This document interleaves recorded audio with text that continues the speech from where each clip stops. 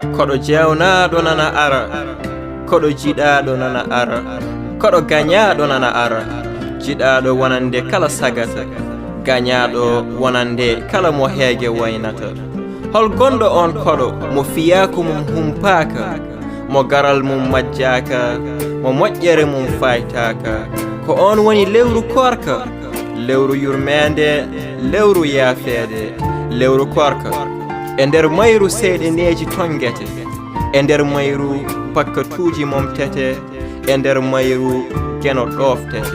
e nder mayru baraje cowete e nder mayru haala ustete e heyma musidɗo andu koɗo o yiɗa gamɗo koɗo o yiɗa kuɗowo koɗo o yiɗa ƴettotoɗo koɗo o yiɗa kaɓateɗo koɗo o yiɗa ñallowo ɗanade mo gollotako koɗo o yiɗa ñohowo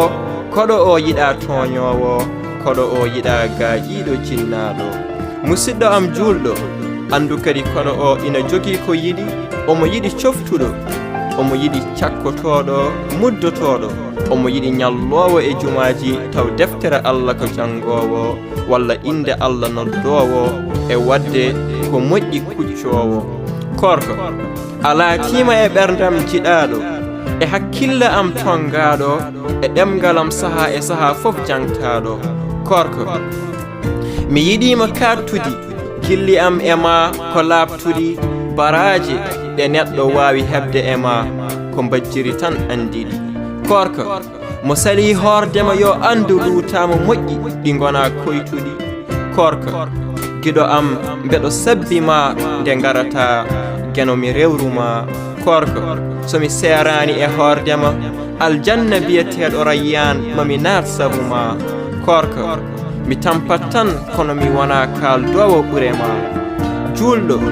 andu korka ko koɗo ma hitande fof ko lewru woturu o arata e ma balɗe 29 walla 30 o fawato e ma wadde muñanmo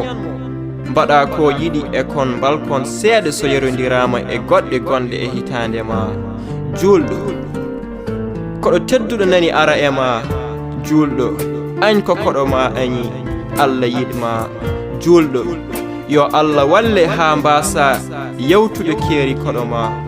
musidɗo mon Mouhamed Diallo on beltanama musidɓe tedduɓe on beytanama ha woni gonga